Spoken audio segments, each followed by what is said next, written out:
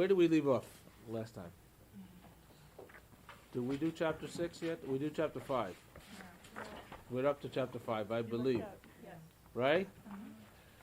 Okay. Chapter 5, the Sabbath, an island in time.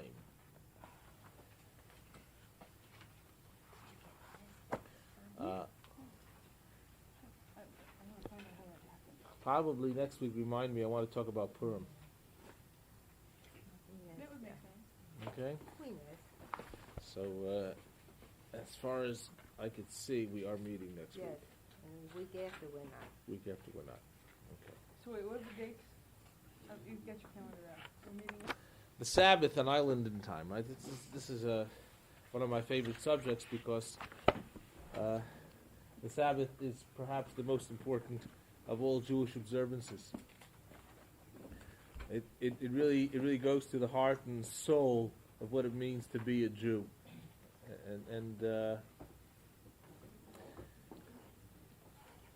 problem for those people who have not been Sabbath observers to become Sabbath observers is mostly a problem. In fact, that they really don't know what to do, and then once they find out, it's hard to do it all by yourself, and it's hard to figure out a day of activities that's going to be meaningful. It takes work, it takes effort, and once you get into the routine and get used to it, it becomes wonderful.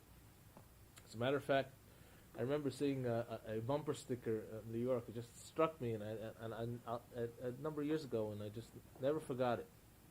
You know, the Babich Hasidim, the Chabad, they always push Jewish observance, and bumper stickers were very popular then, and they sent out this bumper sticker, and I saw it in the back of the car, and it said, "Hang in there, Shabbos is coming." Because I don't know how I would get through the rest of the week if it wasn't for Shabbos. If I would sit down after lunch on any day during the week to nap, it wouldn't happen. But Shabbos, no problem. Certain things happen on Shabbos. It just changes the routine, changes what you are and who you are in a great sense. The rushing stops. You know, and if you just think about it, what kind of wonderful day it would be if you could have one day a week where, you don't answer the telephone. You can't be bothered to go on errands. You can't run. You can't run to go shopping, or to do business, or to take care of things. It's a day for yourself to relax, to be with people you love, and friends, and to sing and to laugh and to pray. It sounds idyllic, but it really happens, and you can make it work. Everybody has to find their own niche, their own way of doing it, and we will go through this chapter to give you a guide. At the end of the first paragraph, first he brings the quote from the Torah: 6 days shall you labor, all your work, but on the seventh day is a Sabbath unto the Lord your God.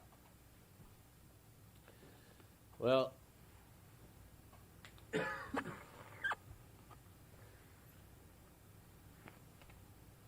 he then mentions at the end of the paragraph, but the fact that it is the only commandment among the 10 commandments that deals with a purely ritual observance ought to indicate the priority assigned to it by the Almighty Himself in the broad context of all the commandments that concerns man's relationship to God.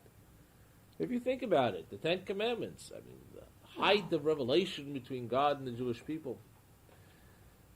He doesn't talk about being kosher, the 10 Commandments. He doesn't talk about when to pray, or lighting candles, or tefillin, or mezuzah, or esrog and lulav. Doesn't talk about any of the ritualistic things that a person might do in his life, except for the Sabbath. Shows that God assigned it a very, very high priority. Actually, on a deeper mystical level, our souls once existed in the soul world. And They were put into our bodies so they can grow and so they can learn. And one of the things that we try to do in part of life is to find a relationship with God again. We had a quite wonderful relationship with God when we existed just in the world of the souls. That's why those people who have had this out-of-body experience and died and come back to life, they say that they didn't want to come back because they saw that relationship forming again. They saw the light. They felt the presence of God. It was very strong. And during our lifetimes here, we try to recapture that to a great extent. One of the ways of doing that is Shabbos, the Sabbath. You create an island of time where you feel closer to God than any other time during the week. There's something special about the sacredness of the Sabbath time, and that relationship with God is restored and renewed could be almost like it was in the soul world. And the specific rituals of the Sabbath are geared to orient your body and soul in that direction.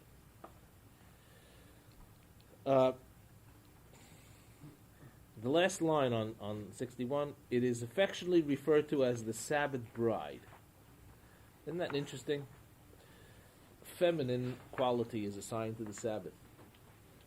And the main prayer for ushering in the Sabbath, L'cha Dodi prayer, come my beloved, come my bride. We greet the Sabbath, and we're welcoming the bride, the Sabbath bride. You know, I've mentioned to you before, and I'll go into it in much, much greater detail when we deal with family purity and laws of mikvah and differences between men and women. That there's a feminine side and a masculine side to all of us. And not just a reflection of the feminine side and the masculine side to God.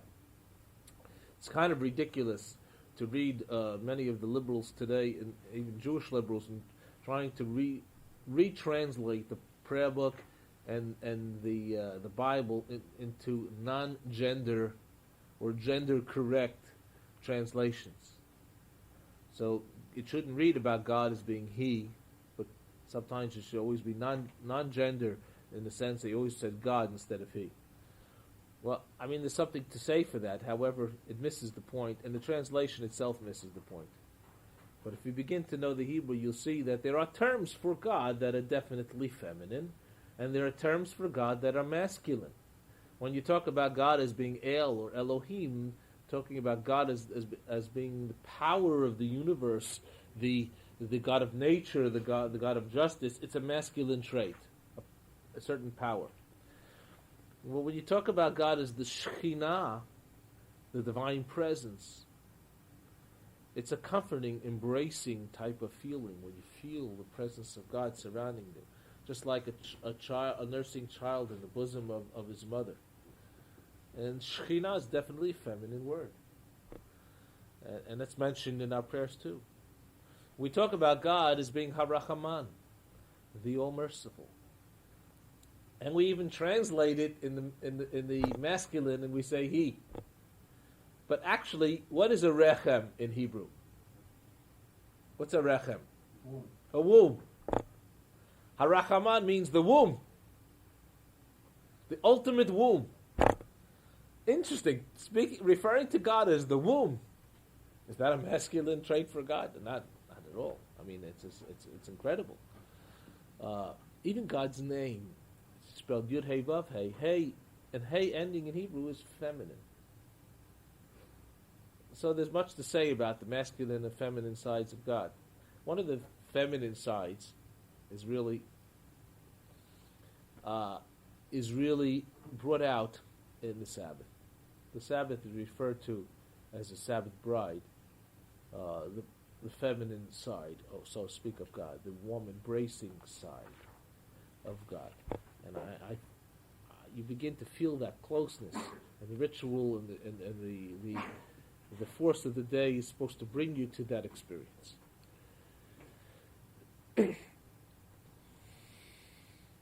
He says in the middle of page 62, a very, very famous illustration. To describe the feeling that overcomes one on the Sabbath is like trying to describe a beautiful sunset to a blind man. However rich in words one may be, the sense of rapture that even a simple person with sight senses at the sight of such beauty can never be totally conveyed even by a master poet. Looking in from outside at those who observe the Sabbath might be compared to a deaf man coming upon a scene where people are dancing to music being played by an orchestra that's hidden from sight. He can't hear the music, but he sees people jumping around in a crazy fashion. And what's going on here? He can't feel the joy. It's very, very hard to describe it. For you to learn about it, you must experience it. It says the Jewish people were on Mount Sinai, and God gave them the first 10 commandments and the laws of the Torah. They answered with an incredible response: Na'aseh v'nishma. We will do it and we will hear it. We will understand it. First comes the doing, and then comes the understanding. So many of the sages and other peoples of the world label the Jewish people as really too hasty people. I mean, they accepted it before they heard what was in it. And that's not the way you should do. You should understand something before you do it. But really, that's not the case. When it comes to the observance of Jewish commandments and Jewish law, the understanding can only come through the doing. You can't explain to someone what it's like to have your family and loved ones surround you when you light candles on Friday night, sing Kiddush, laugh and sing together. You just can't explain it. You have to do it. You have to do it over and over again till it becomes part of you. And you know what? I'm going to tell you, when you have children, what is the best antidote to drug and alcohol abuse against children? It's Shabbos. Is that strange? Yes. You make a Shabbos dinner and no more drug or alcohol abuse for your children. Is the rabbi crazy? Is this some hocus pocus magic formula? No. What I'm telling you is, if you sit down at least once a week to a Sabbath meal, and hopefully you'll do it 2 or 3 times a week with your family, especially the Sabbath calls for a Sabbath meal after synagogue on Saturday morning as well as Friday night. If you sit down with your family for a Sabbath dinner for 3-4 hours, and you talk, and you laugh, and you sing, and you're together, and you look in each other's eyes, and if your children are on drugs or alcohol, and you don't know it, there's something wrong with you. But that happens a lot. If you don't know that there's a problem, you could sit down every week and not know that there's a problem. You can pretend. People see what they want to see, and I don't mean to disagree with you, but I really don't think that that's a magic formula for that. It's not a magic formula, but I would say to a great extent, I mean, in I cases do think where it makes you a have difference. teenage abuse of substance abuse, you never have parents and children sitting down together, looking each other in the eye, and talking, really talking, and being together. You almost never have that. Parents have to be out of their denial. But you also have to see, I mean, there are times even over Shabbos that people use alcohol, that parents use alcohol. An example was given about how to use alcohol That's right. on Shabbos. That's right. Alcohol is fine. There's nothing wrong with alcohol. And what are we teaching our children? To use it in a sanctified manner. You're not supposed to get drunk. It's supposed to lighten your burdens and make the joy of the Sabbath better. And this is how you do it. You don't do it to avoid each other, to avoid the pain. You do it to have joy together. And you do it just in moderation. You teach your children something about what's important. Yes, are there exceptions to this? Absolutely. Right? Is it possible for a teenager to completely fool a parent in this situation? Yes. But you're not going to fool a parent every single week if there's this kind of interaction going on. I really doubt it. Unless there's some real serious other psychosis going on in that family. I thought you're supposed to get drunk on Purim and Simchas Torah. And Simchas Torah.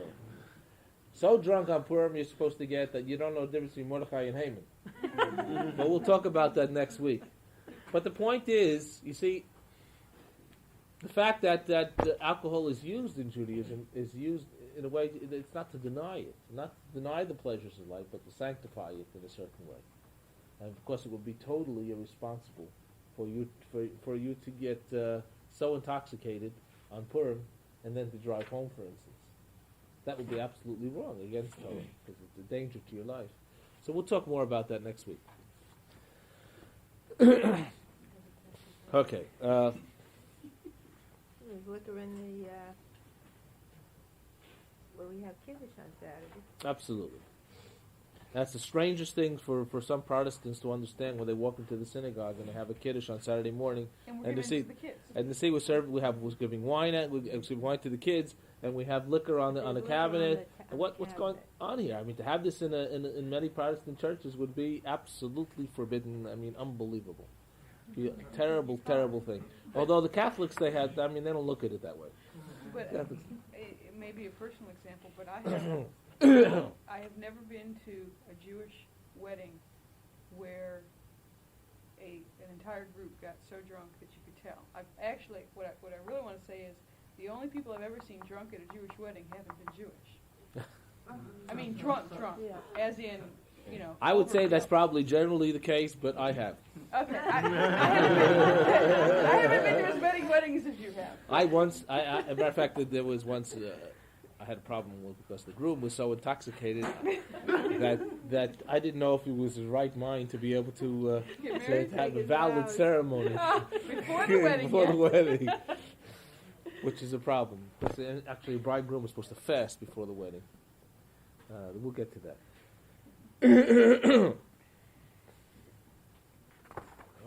What happened to the Shabbos? What happened to this wonderful Shabbos in America where people just don't observe it? What happened to it? I mean, it's unbelievable. The Sabbath is such a treasure. I think some people say it was the philosopher Achad Am. Some people say it was the poet Bialik. But there's been a statement made at the beginning of the 20th century. It's very profound and that more than the Jewish people have kept the Sabbath has kept the Jewish people. There's a category of something called a kosher witness.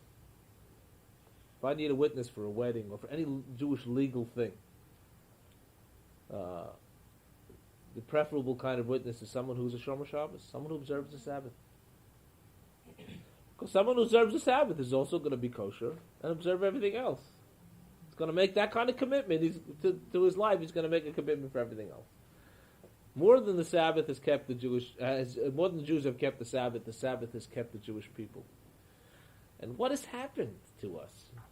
Well, I can give you the sociological reason, and I think it's important to understand it. That is why I became a student of American Jewish history and have a master's in it. Because I grew up in a non-religious home, a secular Jewish home.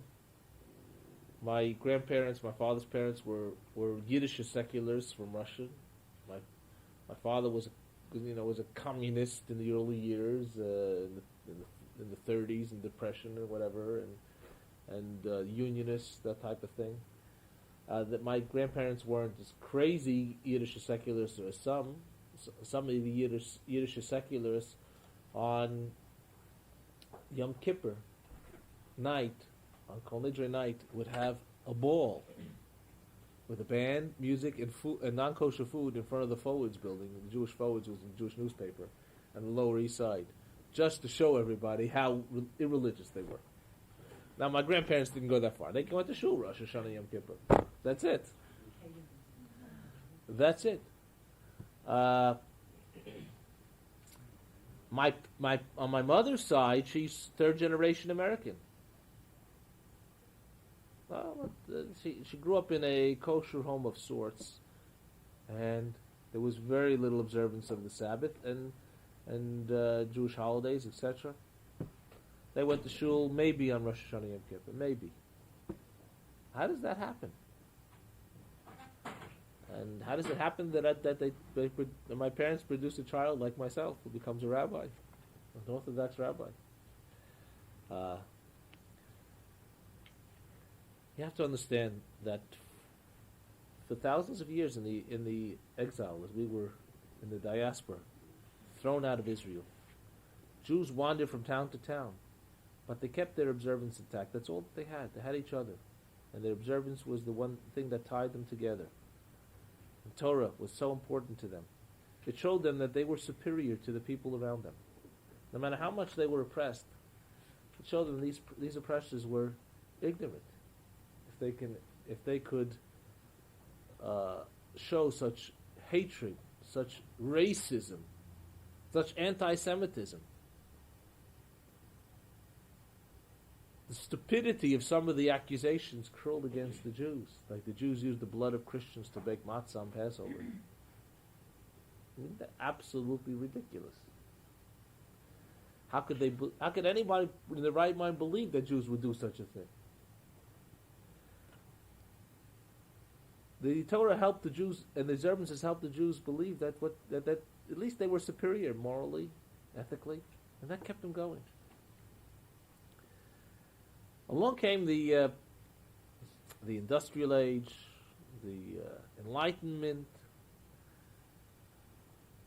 beginning around the 17th century, the Enlightenment, in certain countries in Europe, especially France. The call was for people to throw away the shackles, the burdens of religion. As a matter of fact, there were great criticisms of the Catholic Church at the time, and that's how the Protestant sects began to form. And the great philosophers arose in Europe, Voltaire, Locke, Hobbes, etc., and preached the dignity of mankind. And religion was something else. I mean, it wasn't terribly important. God was important, yes, but the rituals, the abuse of religion that they had seen. Some of the Jews felt very excited about this development, because maybe at last they would be accepted by the world, at least by the intelligentsia, as human beings, deserving human beings, not subhuman as they were treated, because supposedly they had killed Christ. But now maybe they would be treated as human beings. So what happened? The call out of France was, to the man everything, to the Jew nothing.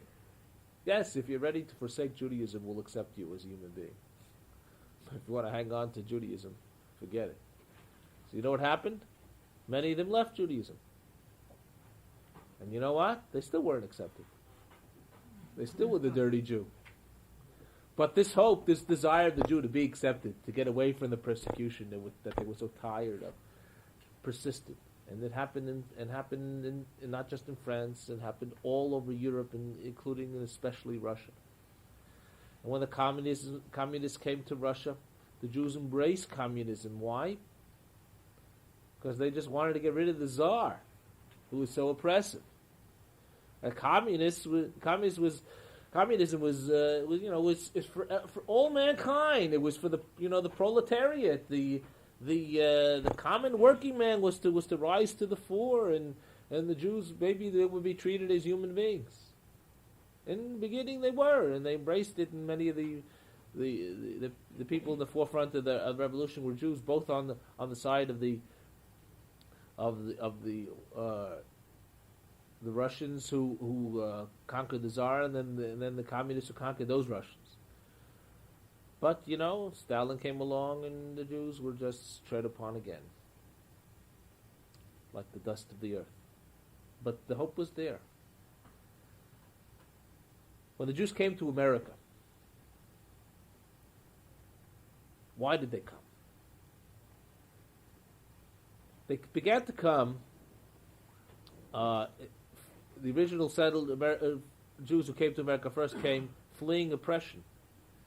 They were Marrano Jews who fled from Portugal and Spain to Brazil to flee the Inquisition, and they came to Brazil. And then when the Portuguese captured Brazil, they had to get out.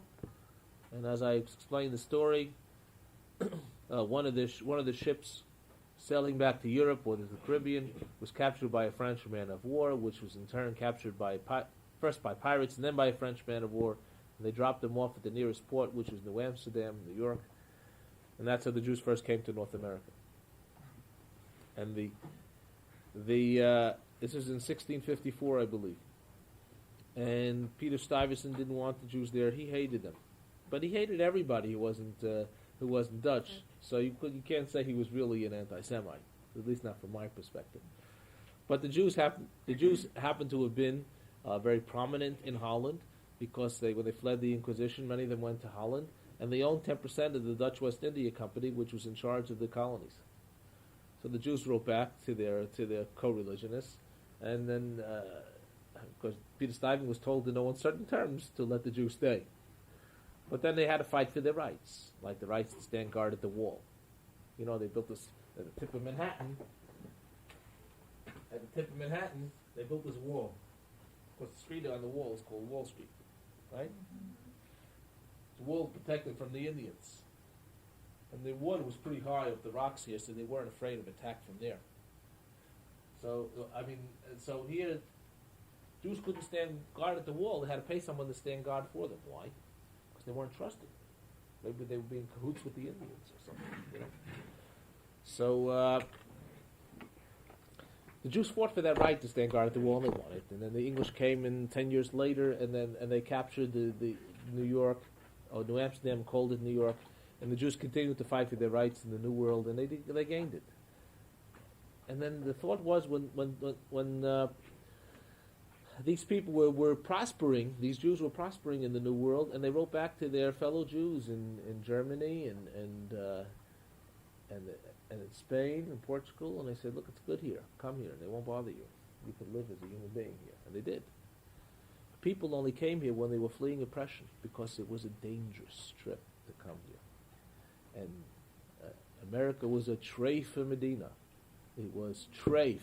It wasn't a place where there were lots of Jews, and Jewish observance would be hard, and you may lose your Jewish identity here and the sense of community. And so only the most adventurous, looking to form a new life, or those the most frightened, fleeing oppression, came here. And when they came here, what did they want? They wanted to make a good life for themselves. The first thing they wanted to do. They wanted to end the oppression, be like everybody else and be accepted. Of course, this led to a great extent the abandonment of Jewish traditions. Off came the beard. Stores were open on Saturday. My stores will be open on Saturday. Saturday became a big day for business. This desire not to have your children or grandchildren go through the rigors of suffering that you went through led to a spiritual crisis in the Jewish community. Also, when the Jews came here, where did they go? Primarily went to places like New York or the big cities where lots of Jews, and the Jews took them in and gave them jobs. You didn't see Jews go on welfare when they came here. There was no welfare. The Jews had these organizations, and they were waiting at the boats, and they took them in. The Hebrew Benevolent Society or other societies, it took them in, and immediately gave them jobs. Whether it was a few trinkets to sell on the street and become a peddler, or whether it was to work in the developing sweatshops in the late 19th century. It wasn't much money, but it was a job. They could get an apartment. They could feed their families. What happens, the Jews began to work to support themselves 16 hours a day, every day. The children began to raise themselves in the streets, because living in these tenement apartments, these one-bedroom apartments, and with sometimes two or three families sleeping there, that was just impossible. Sometimes there'd be one toilet on the floor, or sometimes the toilet would be outside. You'd be on the 6th floor, but the toilet would be outside. And there were lots of places like that. And the kids growing up there, they have only one desire when they grow up: get the hell out. Right? Get out of this area. Get out of the ghetto, or the Jewish ghetto. And they did. They moved to the suburbs. They moved to glorious suburban America. They went from the Lower East Side to Brooklyn. Queens was the end of the world at the time. I don't know if you're familiar with New York. my mother married my father after World War II, and they were looking at a house in Lynbrook, Long Island, which is on the edge of Queens, right? Going to Long Island, I'll never see you anymore. How could you do this to me? You're going to the end of the world. 20 minutes by car over on the highway, the Bell Parkway. Except traffic could be an hour and a half. But not then. You have Long Island Railroad going through the river. Yeah. So this was a very big thing moving to the suburbs. But in the suburbs, people were identified by their religion, by what church they went to. The Jews had to identify themselves by what synagogue they belonged to. And they built synagogues mostly resembling churches because they wanted to be accepted. And much of the service began to resemble pick up, especially the Reform service, began to pick up some accoutrements of the Protestant services. Rabbi would give an English sermon, but that was probably a good thing instead of Yiddish. And they would put a lot of English in the service and singing in English in the service and giving up a lot of the Hebrew of the service and making the service shorter, especially in Reform synagogues. As a matter of fact, there were some Reform synagogues that went so crazy with this, they made services on Sunday instead of Saturday. But that never really stuck with the Jewish heart. I mean, that the Jews could not tell. They'd rather not come than to come on Sunday instead of Shabbos, instead of Saturday. But you could see this atmosphere did not engender Jewish observance. What's happening now is a crisis among their children and grandchildren of these people who move to the suburbs, so to speak. Because, they think of themselves as Jewish, but they don't know why. And why bother being Jewish? And so, while there may be 5.5 million Jews in America, if you ask 2 million of them, are you Jewish? They'll say no. Or what religion are you, rather? They won't say, I'm not religious. They won't identify themselves as Jews. That's terrible. And of the other 3.5 million that are left, great percentage of them do not belong to any synagogue or Jewish institution whatsoever. They don't really identify as Jews. That's why the intermarriage rate among Jewish people now is 52%. But if you consider 52%, and I don't call it a marriage between a Jew and a converted Jew an intermarriage. That's not an intermarriage. The marriage rate between Jews and non-Jews is 52%. But that's, if you imagine, that's with all the Orthodox community. If you take away the Orthodox community, which has a very small instance of conversion and intermarriage, if you take a look at the Orthodox community and then take it away, you'd see that the intermarriage rate is above 75% among Jews. And we have statistics that will tell you that in an intermarried family, the children generally become lost. There are exceptions. I can tell you there was recently a survey in Philadelphia of intermarried grandparents who were an intermarried couple, one Jew and a non-Jew. It doesn't matter whether the male was Jewish or the female was Jewish. Of this whole sample for the survey, not one of these grandparents had a Jewish grandchild. Not one. The grandchildren were all lost to Judaism. Every single one. But technically, if the mother's Jewish, then the child is Jewish. Yeah, but if they're not a practicing Jew and they don't call themselves Jews and they don't care about Judaism, that's what I'm talking about. Not one of them.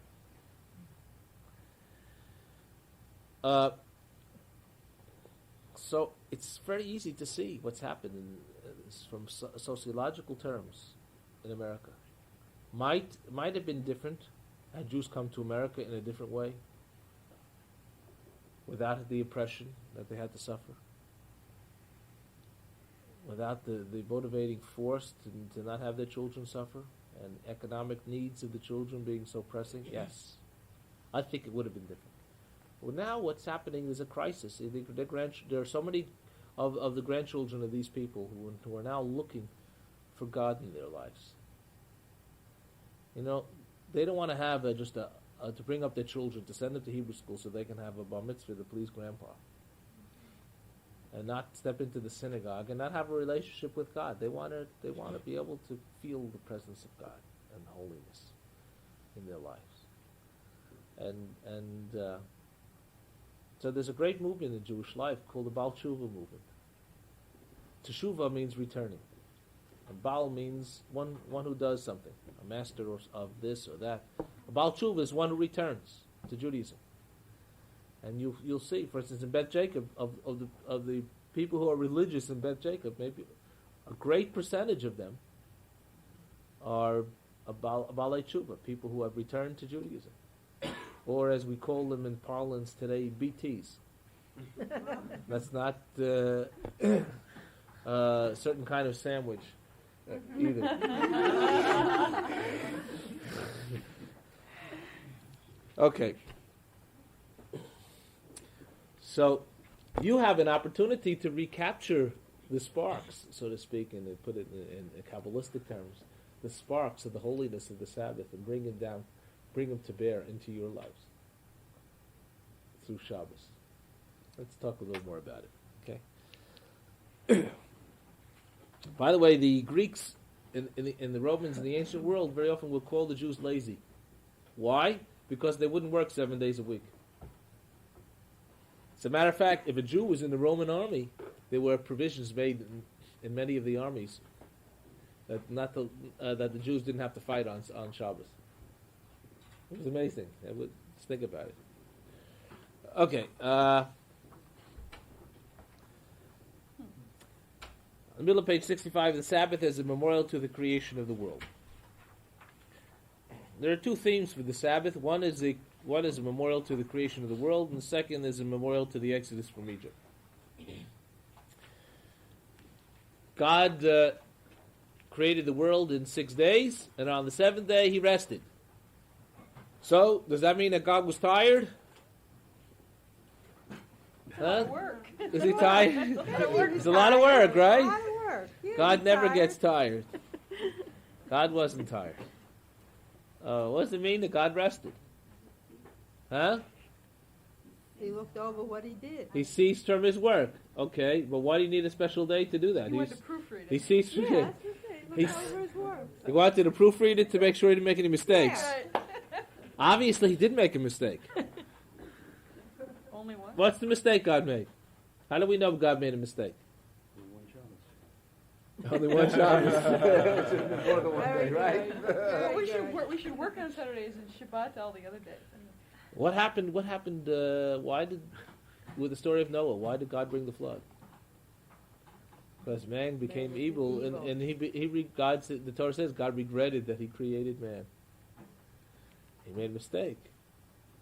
Maybe he didn't make a mistake, but he gave man a certain amount of free will, and when man began to use it not in the proper way, abuse it, very good, he regretted his creation. That's the mistake he made. He created man. We have to correct it.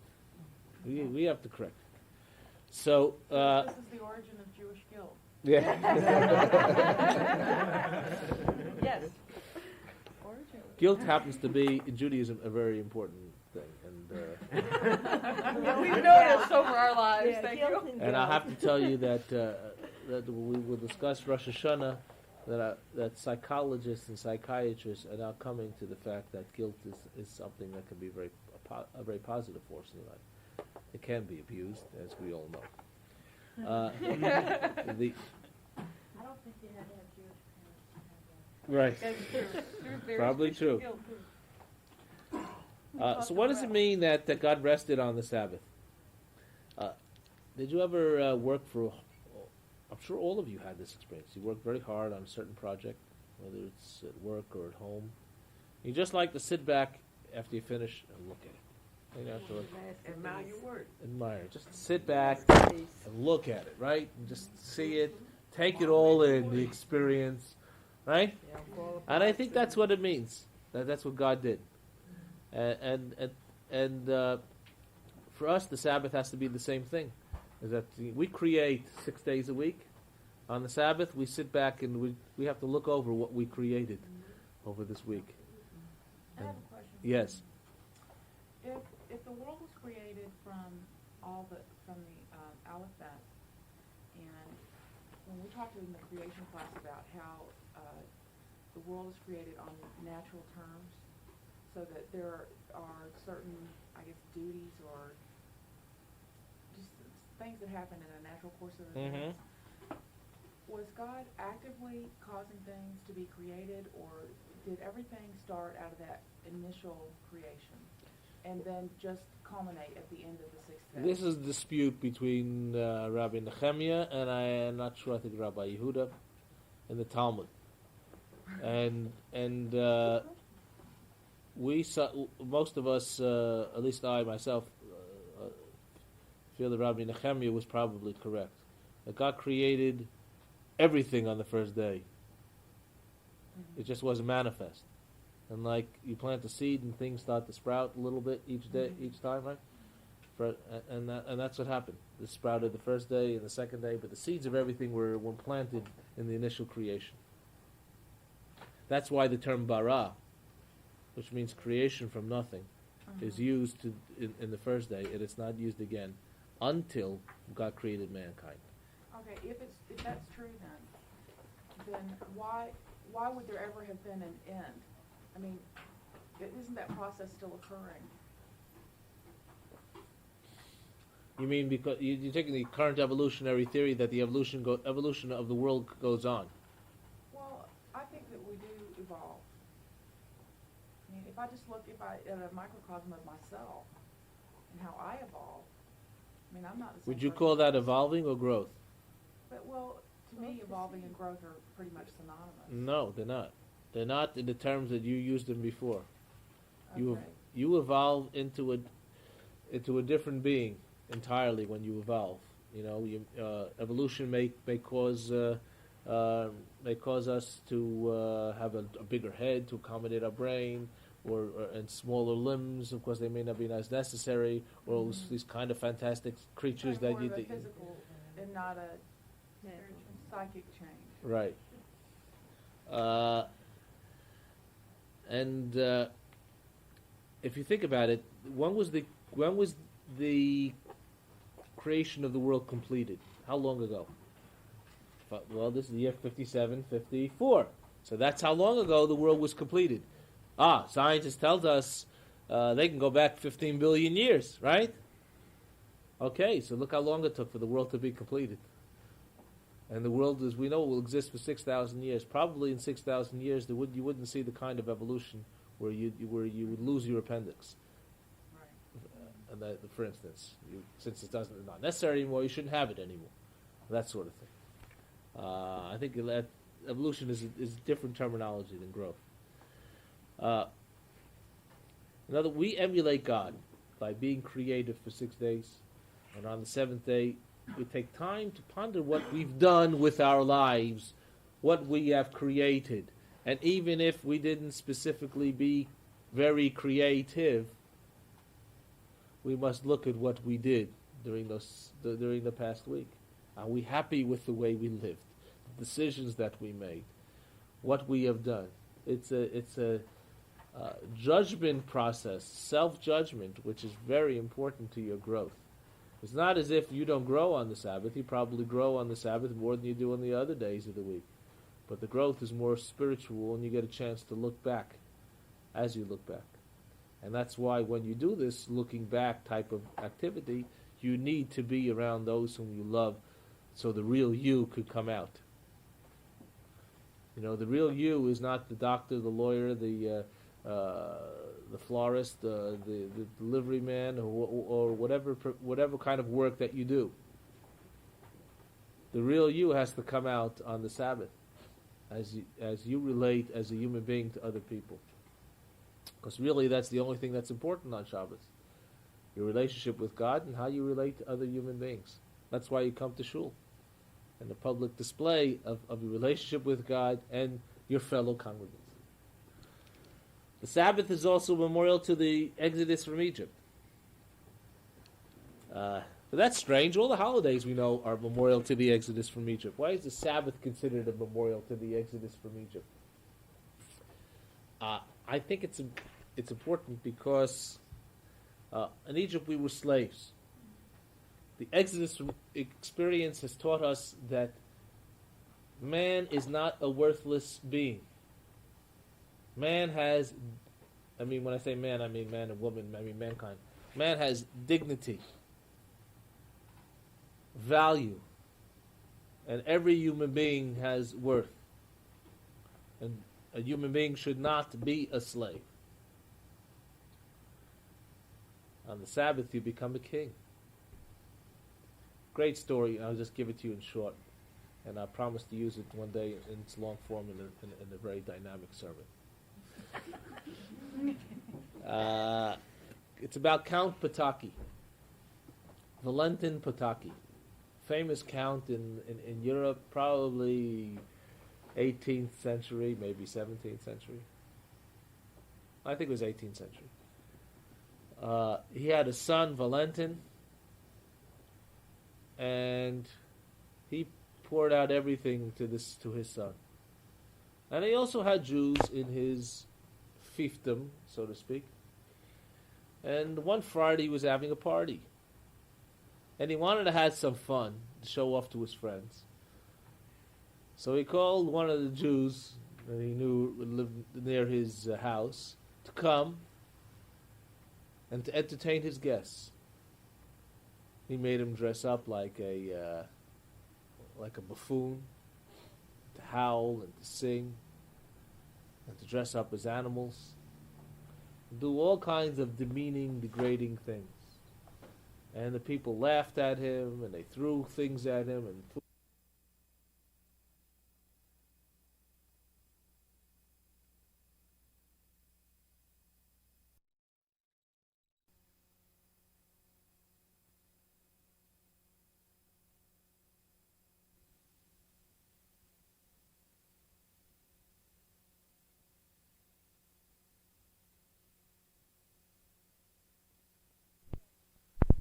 gets up right in the afternoon, late afternoon. He says, "I'm sorry, gentlemen. Your honors, you'll have to excuse me. The sun is going down. The Sabbath is coming. I have to go home." Well, they were so insulted that they beat the hell out of him.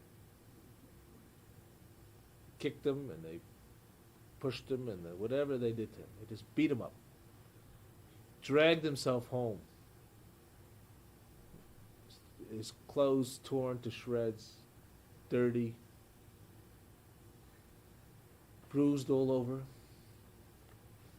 Now the Count's son, Valentin, was a sensitive little boy. Well, maybe he wasn't so little. He was a teenager, sensitive boy, and he followed him home. And he wanted to see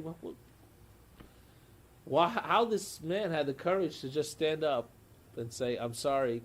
Stand up to all these people, "I'm leaving," and to take all the abuse and torture that he would be given. And he followed him home, and he looked through the window of his modest little hut. And what he saw amazed him and transformed him, changed his entire life. Standing at the window, saw this poor guy, this poor little despised Jew, went home, cleaned himself up, dressed himself in the finest clothes, sat down at the Shabbos table with his family, and he became a king, and his wife the queen, and his children the princes and princesses. And this little downtrodden, beaten, despised Jew who only minutes ago, or an hour ago or so, was kicked and food thrown at him and dehumanized, was transformed into the most noble being he'd ever seen his entire life. So impressed he was that this Valentin eventually became a convert to Judaism. Secretly. Well, he went to study, I think, at the Sorbonne in Paris with a friend, an excuse, and then they went up to rabbis to help teach them and study them. It's a tragic story. He eventually lost his life because he refused to give up Judaism. But the story of how this young boy was transformed by the sight he saw of the Jew is a great illustration of what Shabbos can do to us in our lives.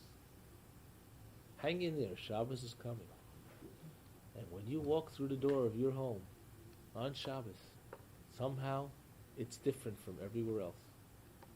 If your house is a Shabbos home, you know, we sing a song on the Sabbath table on Friday night, Shalom Aleichem, about the angels coming to fore, accompanying the Jew home from shul. And if he's, as the legend goes, there's a good angel and a bad angel, and if they see that the Sabbath table is prepared, and the challahs are on the table, and there's wine there, and everything's prepared for the Sabbath, the bad angel has to bless them, and if it's not, there's some sort of curse or whatever. So we sing Shalom Aleichem. When the Sabbath table is prepared, and you come into your home on Shabbos, it's different. It just feels different. It feels much better, warmer. It feels, I don't know, you could almost feel the presence of God. And if you really get cooking, I mean not cooking physically, but with your singing and laughter and discussion, you begin to feel the presence there. Can't describe it to you, really. Can't do better than that. Like describing the sunset to a blind man. It's a great illustration. On the bottom of 69 brings that quote that I gave you before. Achad Am was quoted as having said, more than Israel has kept the Sabbath has kept Israel. Okay, preparing for the Sabbath on bottom page 70. One of the most important things about Shabbos is preparing for it. To making sure all the work is done like you're a king or a queen on the Sabbath. So the work has to be done for you because you can't do it on the Sabbath. Well, how do you do it? Well, on 71 he gives a list of things that would be interesting. The second paragraph. What might a family do if a very honored guest was coming for dinner?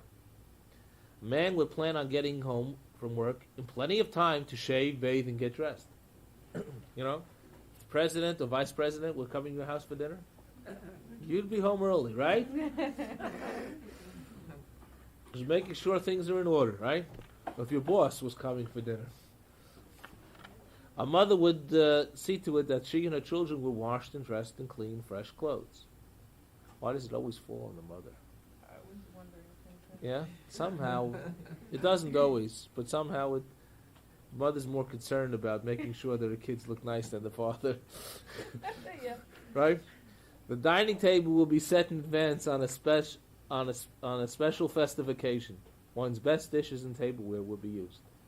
Dinner would not only be prepared in advance, but the menu would be a little more elaborate than that served at a daily meal. In the poor home, meat and fish would be reserved for the Sabbath meals. My home, we don't even have meat on the Sabbath. I mean, maybe chicken, but that's it. But even when where meat or fish is on a family's daily menu, there are still many distinctions that a hostess makes when serving special festive meal, both in types of dishes as well as in the number of courses. A house will be thoroughly cleaned, or at least straightened up. That's a real change. Right. That's where the line is Throw up the drawn. closet. Every member of the family would take care of the most pressing chores before the guest arrives.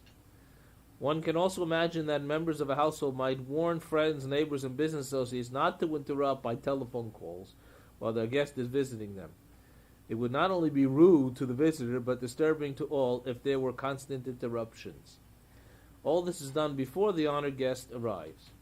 This is also what must be done to properly prepare for the Sabbath.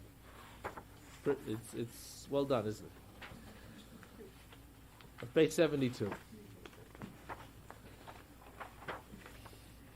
In the middle of the page, Sabbath candles are lighted approximately 20 minutes before sundown. Actually, it's 18 minutes.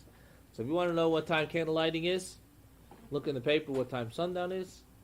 You know, 18 minutes before is when candle lighting is. You can light candles. It's a mitzvah to begin the Sabbath early, to extend the Sabbath, up to an hour and 15 minutes before candle lighting. So, for instance, in the summertime, where sundown is real late, I mean, you could have sundown at 8:45. So, I mean, candle lighting would then be 8:27. No, sundown would be 7:45. So, no? Almost 9 o'clock. All right, 8:45. 8:45. So, candle lighting would be 8:27, right? That means you could begin the Sabbath up to 7:12, something like that, as early as 7:12, which is very important to understand.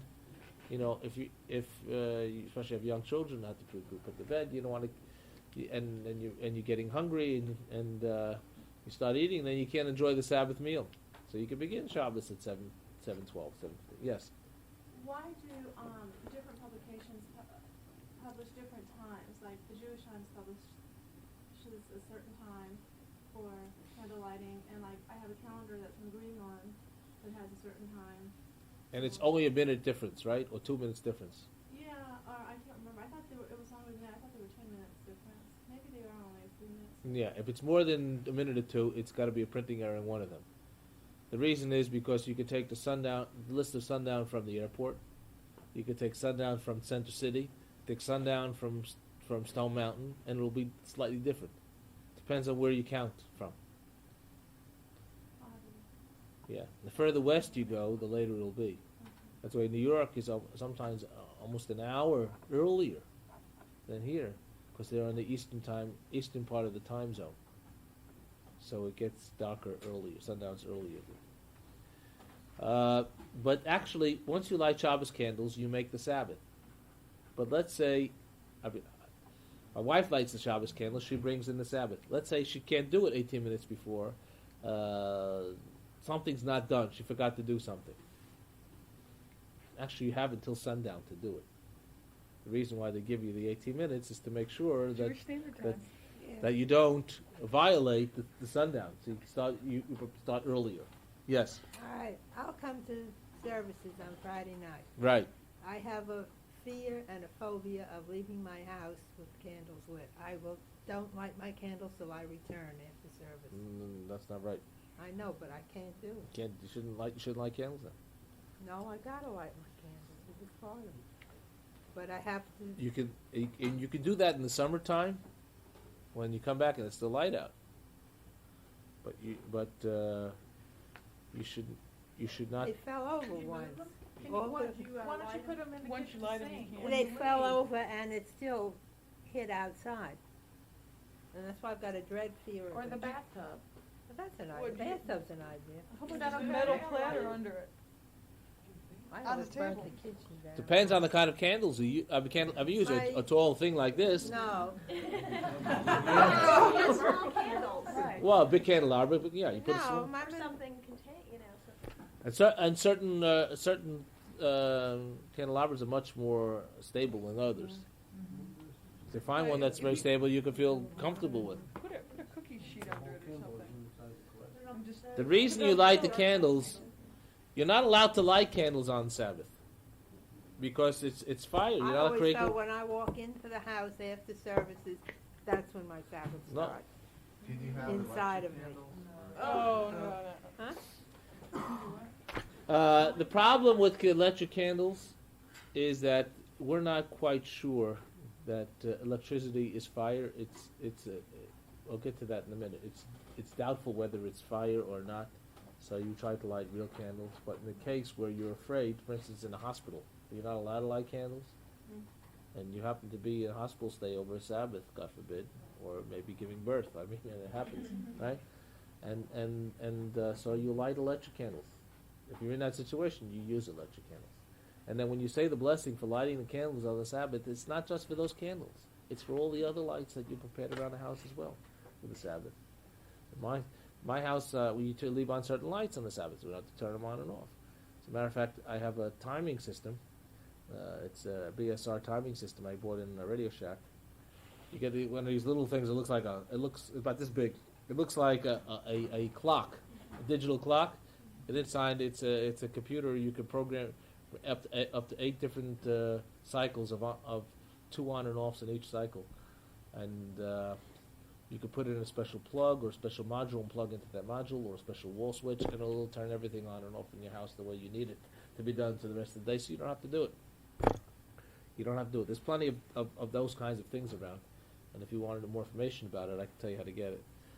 Do you light just 2 candles, or you can light more than 2 candles? Minimum of 2, because in order to violate the Sabbath, you really have to light 2 lights. And it's become custom in many Jewish homes to light 1 candle for each member of the household. So my house, we have a mother and father and 3 kids. So my wife lights 5 candles. Why do we light candles? The Torah doesn't tell us to. Many people feel that lighting candles was instituted against the Karaites, or Sadducees, or other people who had a literal interpretation of the Torah. And the Torah says you shouldn't light a fire in your house on the Sabbath. So they spent the Sabbath in a cold, dark house. Well, in contradistinction to this, the rabbis instituted the candles should be lit in the house before the Sabbath to bring light and warmth in the house on the Sabbath, but it has to be lit beforehand. It's interesting that it was given to the mother to do it of the home, because it was her responsibility, or felt it was more effective for her to bring really spiritual light and warmth to the home.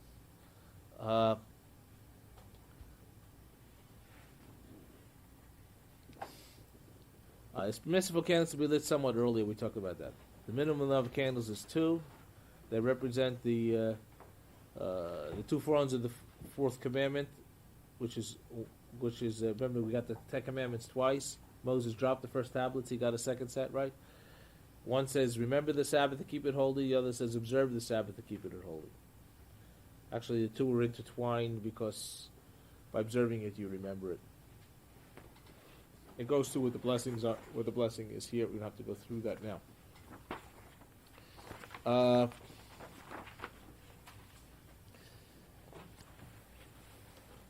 One of the beautiful things about the Sabbath meal is the way it works in my home is that we sing Shalom Aleichem, begin the Sabbath meal, welcoming the Sabbath, and then I call over the children, and I bless them. The blessing for the children is on page 76 here.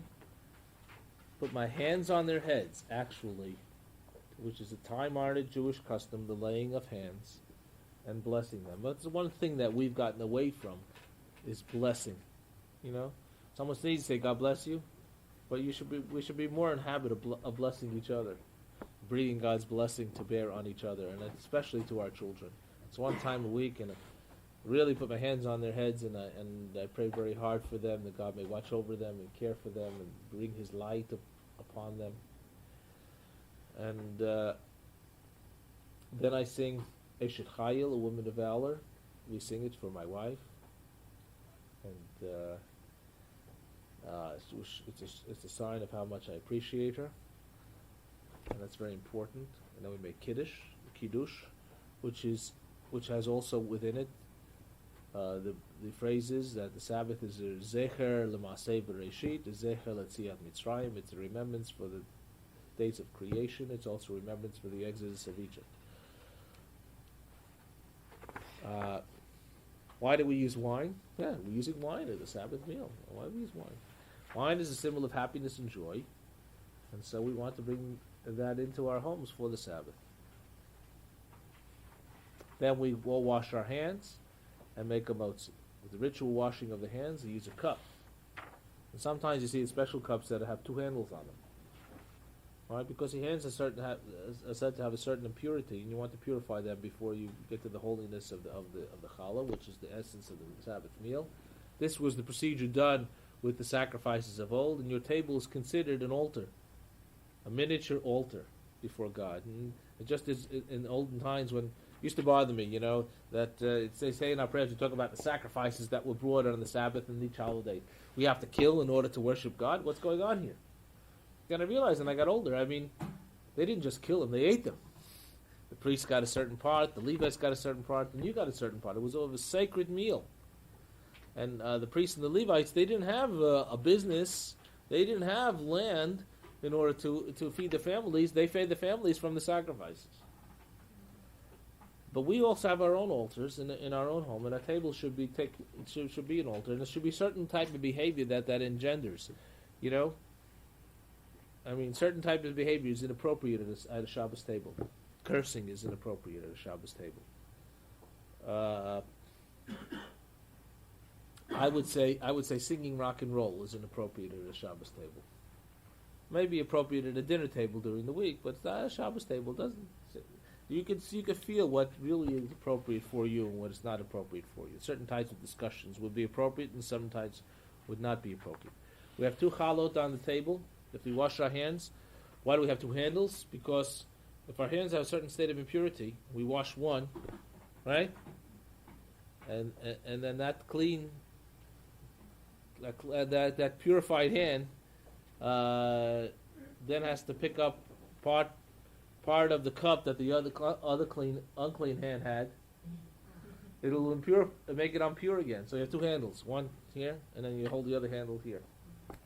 It's really symbolic of a sense for it to purify your hands and purify yourself in preparation for the Sabbath meal.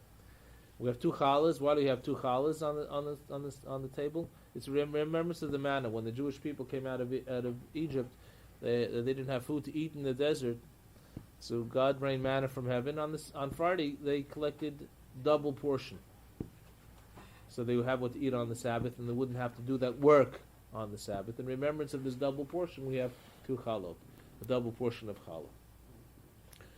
challah.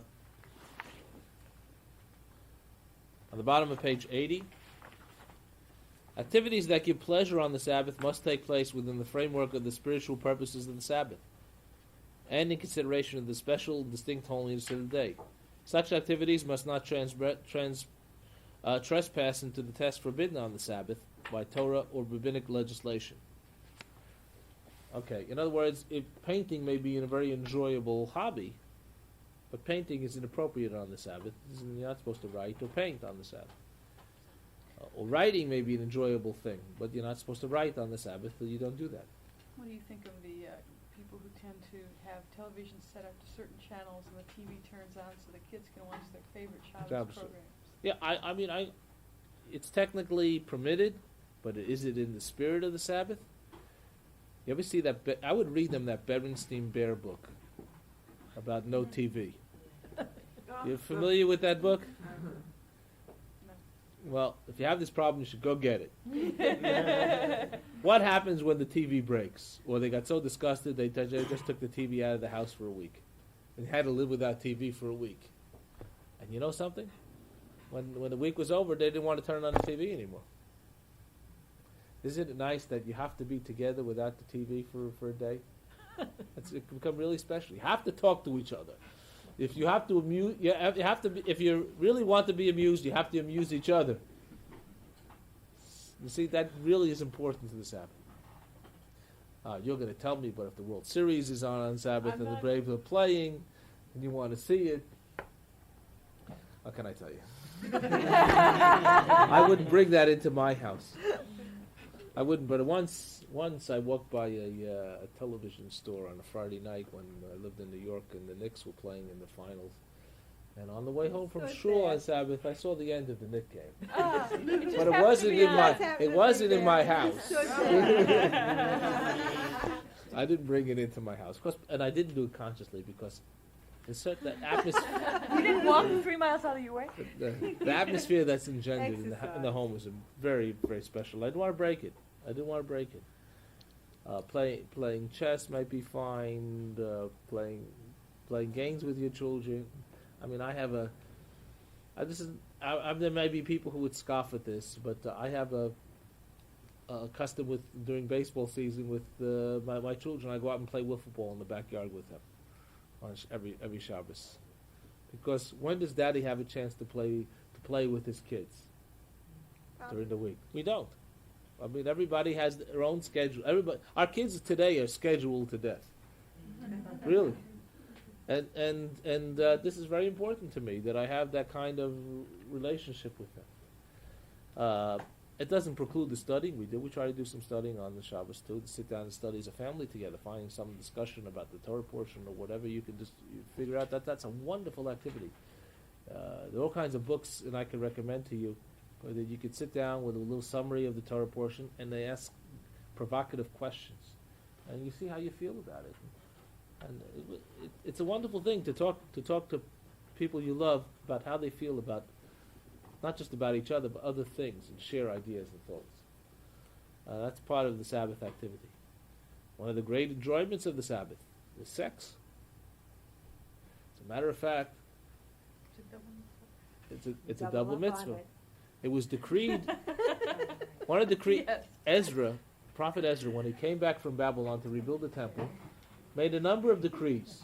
One of the decrees he did was that the Torah should be read weekly, so everybody would have a chance to hear the Torah being read on this. At least if they come every Shabbos to shul, they would hear it once a year.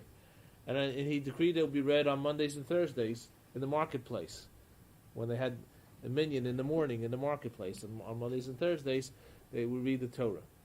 Well, another decree that he made: you should eat garlic on the Sabbath, on Friday night. I like that already. So, the rabbis of the Talmud were very perplexed. What's this eating garlic on Friday night? So you both smell.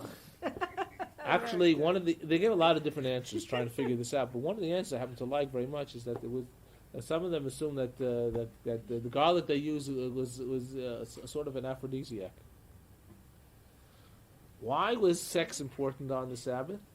Sex between husband and wife on the Sabbath, because it would lead to the enjoyment of the Sabbath. So it's a double mitzvah. And children. It's a mitzvah as we will learn. It's a mitzvah as we will learn to have sex, whether it's for the sake of children or just for the sake of enjoyment. That's a mitzvah between you, husband and wife, and it also adds to the enjoyment of the Sabbath. It's a double mitzvah. Judaism is not interested in denial. It's interested in promoting holiness, which is not the exclusion of activity, but making it holy.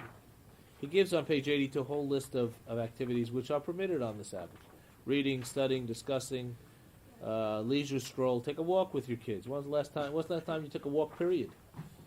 Socializing with neighbors and friends, attending lectures and forums organized by the synagogue, getting extra hours of sleep. Yeah. Home games, etc. Next week, I think we're going to go into a little more detail into how the laws of the Sabbath were created by, or discovered, so to speak, by the rabbis, and how they came out with the regimen that they had done. So we'll do that next week, and we'll talk about Purim, which is coming up. I hope you all have made your reservations for the Purim Spiel. You should do that quickly. It's a time-honored custom. It's a good show. It's a time-honored custom on Purim to have a spiel, to make fun. So while the main celebration of Purim will be Thursday night, the 24th, or something of that like that. We read the Megillah, and we'll have all kinds of merriment. The afternoon or the evening of Purim Day itself, we usually have a Purim spiel where we have a sort of a parody of what goes on in the synagogue. Really, it's very well done, very well written, and lots of fun with a meal. And since this is that evening of Purim is Friday night this year, we're doing it on Saturday night, which is Shushan Purim. So make sure you do that. It's I don't think it's expensive at all. $10. $10? Yeah. So Saturday night. You should show them yours from last year. My from No, it's 2 years ago. 2 years ago. Last year we showed a movie. Yeah, but you were in it.